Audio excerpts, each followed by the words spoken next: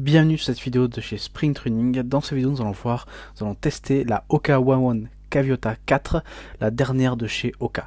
Donc la Hoka One Caviota 4 offre aux coureurs un amorti maximal, ce qui la rend idéale pour les entraînements et les courses de longue distance. La conception de la chaussure offre un haut niveau de confort et de soutien, ce qui se traduit par un parcours agréable kilomètre par kilomètre. À travers cette vidéo, nous allons voir différents aspects et caractéristiques de cette chaussure pour savoir si elle est faite pour vous ou non. On commence rapidement par un peu les plus et les moins de cette chaussure. Donc elle est très stable, elle a un très bon rebond, c'est une chaussure assez durable. Et pour les moins, on va dire qu'elle n'est pas faite pour la vitesse. Donc lorsque vous entendez le nom de Hoka, quelle est la première chose qui vous vient à l'esprit? Si vous êtes comme moi, c'est probablement l'amorti. C'était certainement ma première pensée lorsque j'ai vu la nouvelle Caviota 4. Hoka propose deux chaussures de stabilité, donc les Arai et les Caviota. La Arai est destinée à une stabilité intermédiaire, tandis que les Caviota offrent une stabilité maximale. La Arai s'apparente à un modèle Clifton, tandis que la Caviota s'apparente à un modèle Bondi. Les principaux concurrents de cette Caviota sont les Brooks Glycerin GTS, les Asics Canyon et les Saucony Huracan.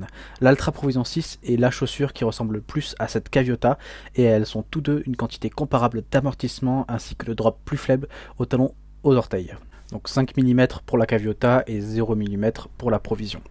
Donc on peut commencer, on est sur une chaussure bien redessinée, donc dès que j'ai vu la chaussure dans sa boîte pour la première fois, j'ai été impressionné, la tige avait complètement été redessinée et avait l'air très agréable et à la mode.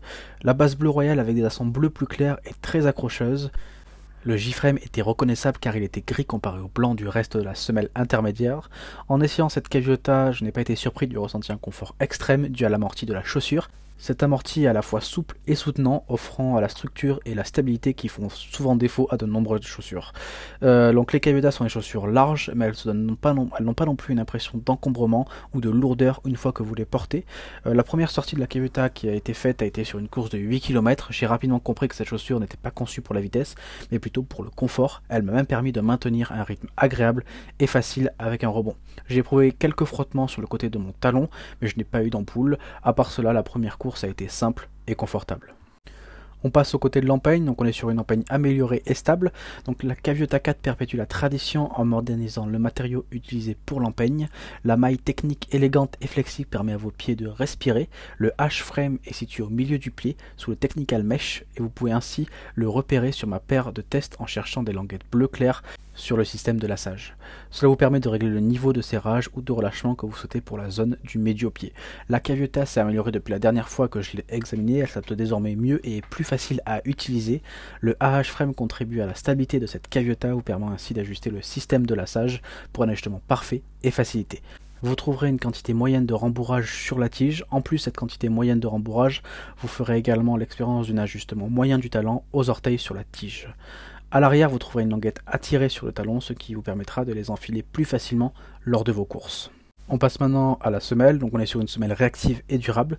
Donc la semelle extérieure de la Caviota est faite de caoutchouc durable raison, ce qui se décline en deux couleurs et en deux épaisseurs pour identifier les zones qui subiront le plus d'usure.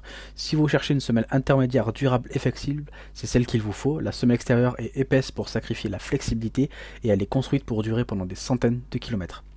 Elle offre une excellente traction dans toutes les conditions météorologiques. La hauteur du talon de la Caviota 4 est de 40 mm et celle de l'avant du pied est de 35 mm. Par conséquent, sa semelle intermédiaire est l'une des plus hautes du marché. Même si cette semelle intermédiaire est aussi grande, elle parvient à ne pas être encombrante, simplement grâce à son type de mousse utilisée dans sa construction, la mousse CMEVA. Le roulement sera ainsi plus équilibré et penchera plus vers une sensation de peluche dans l'ensemble. Lorsque vous commencerez à courir avec ces chaussures, vous remarquerez que c'est le rebond qui ressort le plus par rapport à ce qui concerne le roulement lui-même. La fermeté du rebond de la Caviota donne une structure à la semelle intermédiaire, ce qui la rend la course confortable, et la grande taille de la semelle intermédiaire signifie qu'elle est mieux adaptée aux courses de récupération et aux courses longue distance. La stabilité de cette Caviota provient de la J-frame, comme je l'ai dit auparavant, qui est une semelle intermédiaire plus dense. Elle commence à l'avant du pied et descend le long de la côté médiale pour couvrir votre pied afin de s'enrouler autour de votre talon. La seule différence que vous marquerez sur la 4 est que le matériau J-frame est plus souple que sur la précédente. La géométrie Meta-Rocker, qui est une combinaison d'un dévillé de 5 mm du talon à la pointe et d'une semelle intermédiaire de forme unique, est incorporée dans la semelle intermédiaire de cette Caviota. La plupart des chaussures Hoka intègrent cette géométrie Meta-Rocker, qu'elle soit commercialisée comme neutre ou stable. Les chaussures ont été conçues avec un avant du pied incurvé pour vous aider à prendre l'élan en début de votre course. Cela est particulièrement utile lorsque vous arrivez à la fin de votre course et que vous avez besoin d'un petit coup de pouce supplémentaire pour continuer. La courbe, elle, ajoute aussi également un élément de confort pour rendre votre expérience de course plus agréable.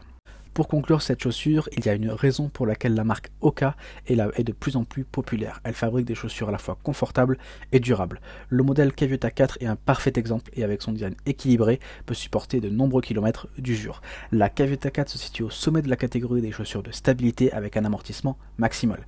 Bien que cette chaussure ne soit pas la meilleure pour le travail de vitesse ou les records personnels, elle excellera dans les entraînements d'un marathon ou d'un ultra.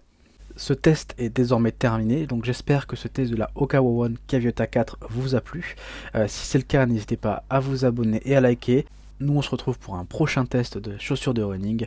Merci, au revoir.